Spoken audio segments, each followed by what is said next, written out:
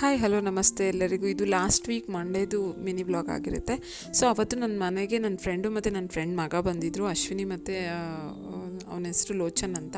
So Dimpu ಅಂತ ಕರಿತೀವಿ. ಅವನ ಜೊತೆ ಒನ್ ಡೇ ಸ್ಟೇ ಆಗಿದ್ಲು ನಮ್ಮ ಮನೇಲೇ.